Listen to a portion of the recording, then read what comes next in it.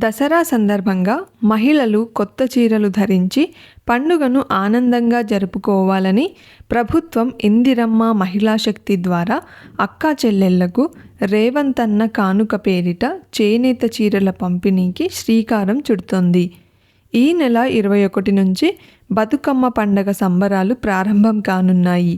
ఈ నేపథ్యంలో ప్రభుత్వం ఒక్కో మహిళకు 2 చీరల చొప్పున పంపిణీ చేయాలని నిర్ణయించింది. గత ప్రభుత్వం రేషన్ కార్డులో సభ్యులైన ప్రతి మహిళకు ఒక చీర పంపిణీ చేయగా, ప్రస్తుత సర్కారు స్వయం సహాయక సంఘాల్లోని సభ్యులందరికీ ఒక్కొక్కరికి 2 చీరల చొప్పున ఇవ్వనుంది. ఈ లెక్కన ఉమ్మడి జిల్లాలో సుమారు 7 లక్షల మంది లబ్ధి పొందనున్నారు. ప్రస్తుతం ఒక చీర మాత్రమే పంపిణీ చేయనున్నట్లు సంబంధిత జిల్లా స్థాయి అధికారులు తెలిపారు.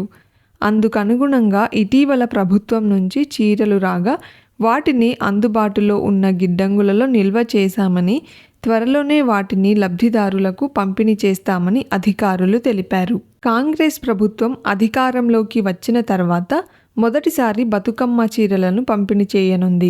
అయితే గత ప్రభుత్వంలో ఆధార్ కార్డులున్న ప్రతి మహిళకు చీరలను బతుకమ్మ కానుకగా ఇచ్చేవారు.